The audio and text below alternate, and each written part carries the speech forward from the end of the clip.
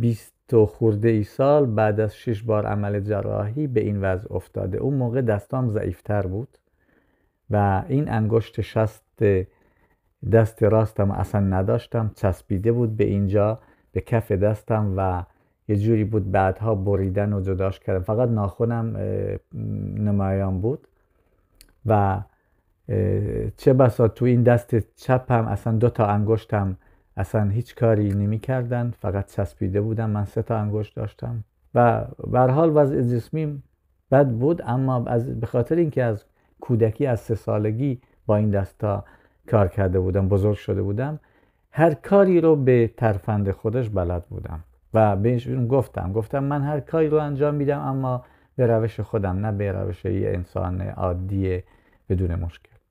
گفت میتونی این میزو برداری؟ راستشو بخواید جرئت نمی‌کردم بگم بله، چون که برداشتن اشیاء سنگین برام خیلی سخت بود. شاید 4-5 کیلو رو میتونستم بردارم، فوقش 10 کیلو رو برای یه لحظه، بیشترشو نه. و تو خانواده‌ام منو رعایت میکنم و اغلب من وسایل سنگین ور نمیداشتم. بعد گفتم آره، گفتم دیگه مجبور بودم، باید میگفتم آره. گفتم شاید نه بگه باشه نمیخواد، یا اینکه اگه هم نتونستم که خب نمیتونم. گفتم آره. گفت باشه اگه تونستی این میزو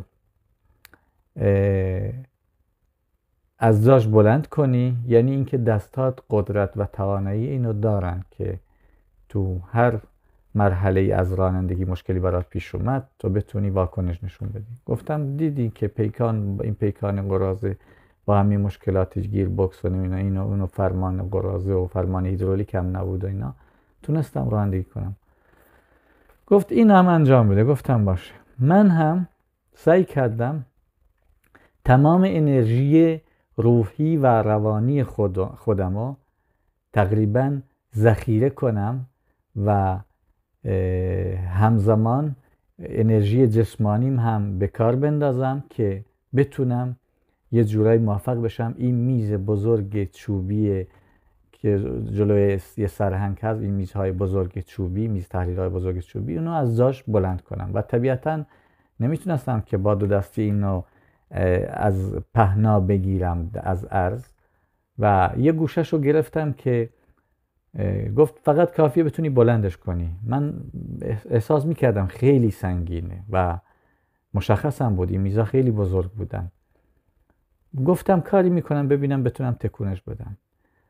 آقا از بس که من همه انرژی روانی و جسمی خودم رو فکر کنم مثل همون ماشین های اسپورت که وقتی که یه دکمه اسپورت رو میزنی تمام انرژی که این ماشین تولید میکنه رو آزاد میکنه و به همین خاطر ماشین های عادی وقتی که یه دکمه اسپورت رو میزنی سریعتر میرن اون لحظه ای که این دکمه رو میزنی. و من فکر میکنم منم اینجوری شده بودم، همه انرژیمو یه دفعه آزاد کردم و میزو از جاش بلند کردم، گرچه اصلا فکر نمیکردم بتونم این کار کنم. میزو که بلند کردم طبیعیه، میزو که اصلا پهلوونم نمیشه، نمیتونی یه میز بزرگ، اصلا دستم هم نمیشه از این ور اون ور بگیرم که میزو در 1 ساعت بلند کنم که میز تکون نخوره یا اینکه نیفته.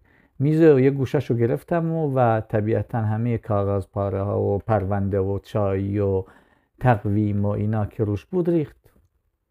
و من یه جوان بودم که فقط استرس داشتم، میترسیدم، میلرزیدم، شرم میکردم، اینا اصلا متوجه نبودم بگم قربان حداقل این چای رو برداریم، این تقویم رو برداریم، این پرونده ها نیفتن. و متاسفانه منی که جوان بودم و طبیعتا جوان شرم میکنه، میترسه، استرس داره، استراب داره، اینا، این که یک سرهنگ 40 شاید 50 ساله بود و آدمی بود این همه تجربه، این هم این شعور و آگاهی رو نداشت که بگه این میزه که بلند بشه طبیعتا اشیایی که روش هستن میافتن و همه ریختن زمین. قبل از هر چی چای ریخت رو پرونده ها، تقویم اونور پرید، نمیدونم اونور پرید، خودکارا. بعد که من بلندش کردم اینا افتادن. واقعیتشو بگم یکی از تلخترین روزهای زندگیم بود. جوان بودم، تازه وارد جامعه می شدم، تازه میخواستم ماشین بگیرم، باش کاسبی کنم، زندگیمو بچرخونم، قصد ازدواج داشتم. خب منم مثل هر آدم دیگه‌ای میخواستم زندگی داشته باشم، گرچه معلول بودم میخواستم زن بگیرم، شغلی داشته باشم، درآمدی، با سربلندی برم پیش خانوادم، دیگه از پدرم پول نگیرم، از خواهرم پول نگیرم، میخواستم مستقل بشم و این راهش بود. این گواهینامه و کار کردن با ماشین مسیر رو برام آسون میکرد. اما اون روز این سرهنگ بی انصافه، میتونم بگم بی شعوره، نادانه، نمیدونم، میشه گفت از روی عصبانیت میشه هر فحشی بهش داد، اما من میخوام کلماتی رو به کار ببرم که واقعا وصف کنه شخصیت این سرهنگ مملکتو. آقا این آدم که وقتی که چیزا افتاد، اشیاء روی میز افتادن، هر چی فحش و ناسزا بود و تو زندگیم به من نگفته بودن، تو زندگیم از هیچ بزرگسالی این فحش ها رو نشنیده بودم، این نثار من کرد. هر چی فحش خانوادگی، شخصیتی، فحش در مورد دستام، هیچ چیز بدتر از فحش هایی نیست که به یه معلول بدن در مورد اون معلولیتشون. مثلا معلولی که پاش شکسته یا پا نداره بهش بگن چلاخ مثلا.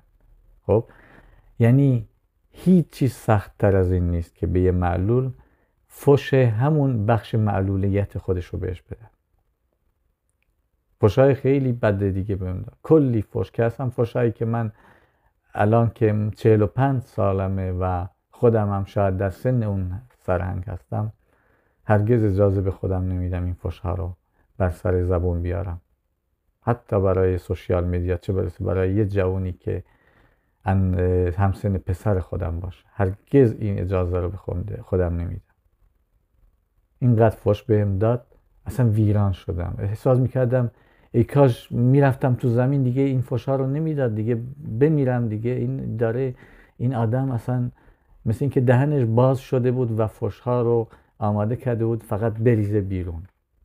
بعد دستور داد، سربازه اومد از پشت در گفت این احمق و پدر سوخته رو بنداز بیرون. این احمق نمیدونه. این میزو بلند کرد، همه وسایل ریخت، پرونده ها ریخت، کلی فحش.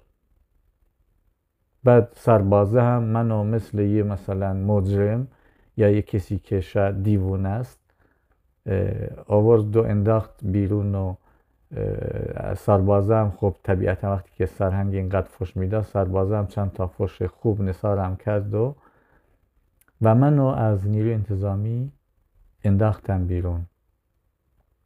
و اینجوری بود که من نتونستم گواهینامه بگیرم و دیگه هم نگرفتم. دیگه اصلا تخریب شدم، خورد شدم. بعد دیگه اصلا نرفتم نیروی انتظامی و نزدیک به 1-2 سال بدون گواهینامه رانندگی میکردم تا اینکه پام به کشور فنلاند رسید. اینکه چطور اومدم اون خودش یه داستانی هست، ولی اینجا